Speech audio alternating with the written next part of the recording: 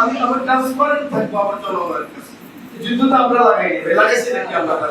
তার তেলের দাম বাড়ে গেছে, তেলের দামের সাথে সব আমরা বিক্রি করি 99 টাকা, গত মাসের কস্টিং সে 190 টাকা, কোথায় দিবে টাকা? এখন যদি সরকার মিথ্যা কথা বলে না পারবো তাহলে কাল কিন্তু আপনি গলার ধরবেন না। ট্রান্সপারেন্ট জনগণের কাছে বলে দিতে হবে ভাই যুদ্ধটা আমি লাগাই, অতএব রাষ্ট্র চালাতে কষ্ট হবে। যুদ্ধ যখন কন্টিনিউ হবে শহরের মানুষ করতে পারবে না। শিক্ষিত মানুষ যারা বুঝেন দোতলা তিনতলা বিল্ডিং এ পারি না ওই শহরে থাকতে পারবেন ভাই? না, আমরা কেউ থাকতে পারবো?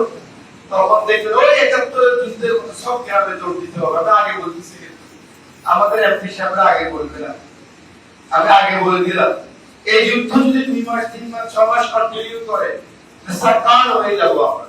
অতএব সকলে আমাদেরকে যে আমরা প্ল্যানিং সৃষ্টি করতে আগিয়ে যাই।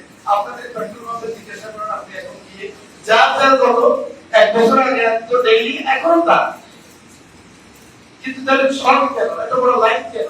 দেখেন আমরা নিজেরাই প্ল্যানিং তৈরি করি। আর ভাই যুদ্ধ থাকলে আপনি 10 টাকা বেশি নিলে কি লাভ হবে নাকি ভাই? হবে, লাভ হবে। দেখেন আমরা আমাদের নিজেদের ক্ষতি করি, বরং আমরা কম খরচ করি, কম লাইট চালাই, আমরা অর্ধেক চালাই। আমাদের মাননীয় প্রধানমন্ত্রী জাতীয় সংসদে ভাই বহু বছর থেকে আছে, 27 বছর আল্লাহ রাখছে, 33-34 বছর বয়সে ভাই